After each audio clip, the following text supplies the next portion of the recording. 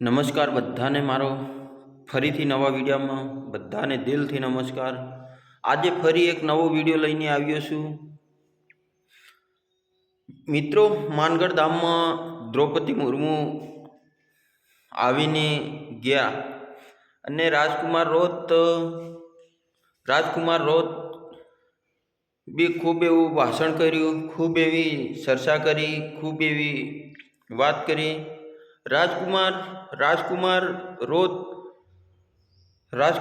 સાહેબ લગભગ ઘણા લાંબા સમયથી રાજનીતિમાં જોડાયેલા છે અને લગભગ મારા ખ્યાલથી બીટીપી પક્ષમાં પહેલી વખત જીત હાસિલ કરી હતી અને આજના સમયમાં એ સાંસદ છે। પહેલેથી છૂટતા આવ્યા છે। કોઈ દિવસ એમને ભારે બહુમતીથી એમને જીતાડવામાં આવ્યા છે। તો દ્રૌપદી મુર્મુ આપણા દેશના રાષ્ટ્રપતિ માનગઢ ધામે પધાર્યા હતા અને ખૂબ એવી ચર્ચા કરી, લાંબી ચર્ચા કરી, જોહાર અભિનંદન પાઠવા, ભીલ પ્રદેશને લઈને માંગ કરી। ભીલ પ્રદેશને લઈને માંગ બહુ લાંબા સમયથી ચાલે છે અને કરી છે। તો રાજકુમાર રોત વારંવાર વિધાનસભાની અંદર બી બહુ સારી એવી પોઝિશનમાં લીડથી જીતેલા છે, છતાં વિધાનસભાની અંદર બી અવાજ ઉઠાવ્યો હતો અને સાંસદની અંદર બી ભીલ પ્રદેશની માંગ ઉઠાવી।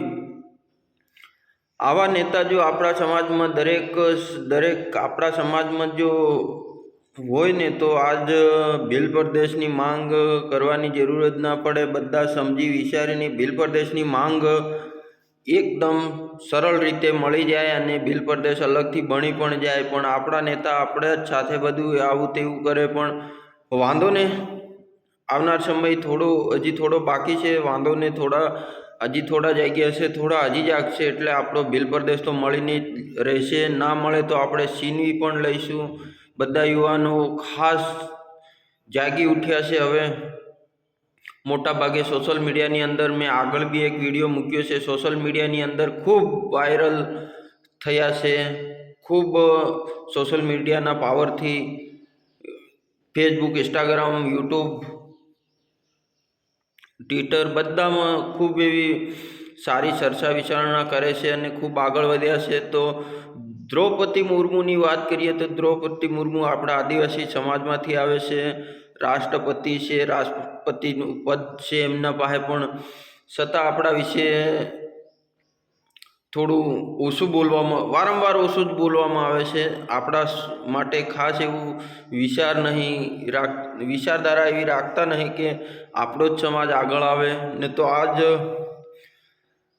ત્રીજું ચોથું વર્ષ થઈ ગયું, છતાં હજી ત્રીજું વર્ષ થઈ ગયું પણ કોઈ બોલવા તૈયાર એટલા બધા નથી। તો જોહાર મિત્રો, દ્રૌપદી મુર્મુ પણ એમનું કોઈ કારણ હશે કે ઉપરથી એવું, મારા ખ્યાલથી તો એવું જ હશે કે એમને બોલવા દેવામાં આવતા નથી। એમને ઘણી વખત તો રામ મંદિરની અંદર જોવા જઈએ તો બી એમને પત્રિકા આપવામાં નહીં આવી। હરેક જગ્યાએ આવા અનબનાવો ઘણા બને છે, પણ છતાં આપણે બધાને હવે જાગી ગયા તો છે, પણ હજી જમીન લેવલ આવવાની બાકી છે। આગળ મેં વિડીયો બનાવ્યો છે, મારા વિડીયોની ચેનલને સબસ્ક્રાઈબ કરજો, લાઈક કરજો, કમેન્ટ કરજો અને વધુમાં વધુ શેર કરજો। હું અવારનવાર વિડીયો લઈને આવું છું મિત્રો, પણ તમે લાઈક, કમેન્ટ, સબસ્ક્રાઈબ કરતા જ નથી। થોડો ઘણો ભાળી વિડીયો જોઈ અને જતા રહો છો। પણ મિત્રો, જેમ કે તમે બધા કલાકારોના વિડીયો જુઓ, એમના ડાન્સ જુઓ, એમના કહેવાથી તમે કરતા હોય તો એક હું સામાન્ય નાગરિક છું। મારામાં હરેક વિડીયો મારા ચેનલની અંદર તમે જોઈ લો કે હું જે વિચારધારા ધરાવું છું એ કદાચ જો કોઈના મગજમાં આવે તો ખબર નહીં આવે કે નહીં આવે, પણ મારી ચેનલની અંદર તમને બધા આપણા આદિવાસી વિસ્તારના, આપણા ગુજરાતના લગતા તમામ વિડીયો હું નાખું છું અને એટલા માટે હું મારી ચેનલની અંદર હું આવા વિડીયો નાખું કે થોડા બાકી છે એમને જગાડવાની કોશિશ કરું છું. અને તમે સિંગરોને તો બહુ સપોર્ટ કરો. સિંગરોનો ખાલી એક જ મામૂલી એક સ્ટેટ ખાલી કરે ને તોય તમે લાખો વ્યૂઝ સુધી પહોંચાડી દો, લાખો લોકો, લાખો કરોડો, મિલિયન, 2 મિલિયન, 10 મિલિયન સુધી પહોંચાડી દો. તો આવા સામાન્ય વ્યક્તિને તમે એટલું જરૂરથી કરજો. તો જરૂરથી કરજો. હું આવા વિડીયા તમારા માટે બનાવું છું. બાકી સિંગર લોકો શું કરે, ગાય અને અમુક ગીતો તો આપને ના ગમે એવા પણ ગીતો ગાય છે, છતાંય તમે એમને બહુ સપોર્ટ કરો છો. તો અમારા જેવા સામાન્ય વ્યક્તિને સપોર્ટ કરવામાં શું વાંધો છે? આવનાર સમયમાં અમે ખૂબ એવી તૈયારી સાથે, હું તો દિલથી કહું છું કે બને એટલી સમાજની સેવા કરીશું, બને એટલું સમાજનું જ કામ કરીશું. અને જેમ રાજકુમાર રોત સાહેબ, તમે ડુંગરપુર વાસવાડાની અંદર જાઓ ને, તમે લગભગ જેટલા પણ આપણા આદિવાસી લોકો હશે ને, તે રાજકુમાર રોત એટલો બધો પ્રિય એમનો છે નેતા કે તમે કંઈ બી કહેશો ને તો નહીં ચલાવી લે, અને જેમ તેમ બોલવા પણ નહીં દે આપણને. રાજકુમાર વિશે ખાલી કહાની કરશો તો રાજકુમાર રોત રાજસ્થાનના એક સાંસદ છે, હાલના નેતા સાંસદમાં ચૂંટાયેલા છે. એટલે એમ લોકોનું કામ એટલું કરે છે, લોકોની પડખે ઊભા રહે છે. આપણે ભલે અમારાથી રાજનીતિ નહીં થાય, છતાં અમે સમાજની સેવા તો કરીશું, સામાન્ય નાગરિક બનીને પણ સમાજની સેવા કરીશું.